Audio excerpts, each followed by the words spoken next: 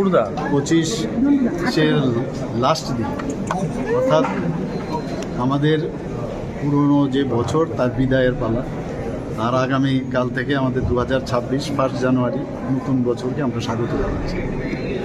তো এটা আমাদের জন্য কি, আমরা 2025-এ আমরা কী করলাম তার হিসাব, এবং আগামী দিন আমরা 2026-এ কী করতে যাব এগুলোর উপর ভিত্তি করে কিন্তু আমরা প্ল্যান করি। তো সেটা তো একটা দিক সরকারের আমাদের বিষয়, কিন্তু আগামীকাল থেকে 2026-এর প্রথম 1 জানুয়ারি আমি সেই উপলক্ষে সমস্ত রাজ্যবাসী তথা সমস্ত দেশবাসীকে আমি হার্দিক অভিনন্দন শুভেচ্ছা জানাচ্ছি। আর বিশেষ করে ত্রিপুরাবাসীকে আমি একটাই অনুরোধ করব, আমরা যে নতুন ত্রিপুরার কথা আমরা যেটা বলছি, যে নতুনভাবে আমরা ত্রিপুরাকে প্রতিষ্ঠিত করব।